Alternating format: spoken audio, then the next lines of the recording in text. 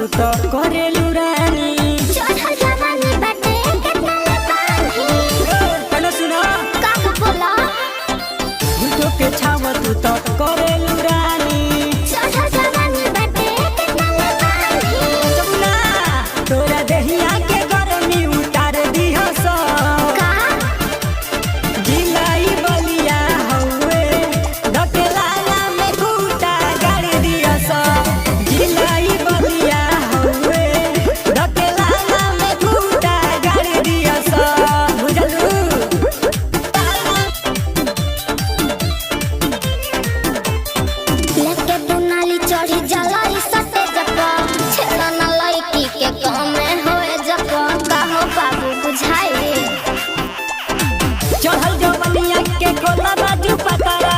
डोरी देखावा तारू हो जाई खतरा हमार प्रॉपर्टी है तोरा जो बना के पानी झाड़ दिहो सो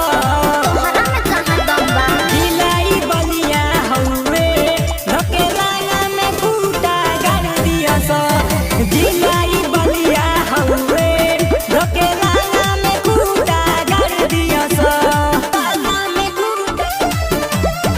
चुनुरी ते सनाही करे देमने मन हो थोड़ी के नीचे जाने दह तू ध्यान हो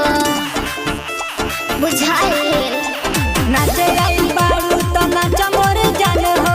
दीपक अभय करई है बिहान खाली लोग में दम नहीं खे तोरा उठवा के ललिया चुसली हंस बस के नहीं खे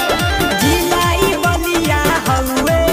धकेला में घूटा गाड़ दिया सो जिलाई बलिया हवे धकेला में घूटा गाड़ दिया सो बुझलू कि ना बुझलू।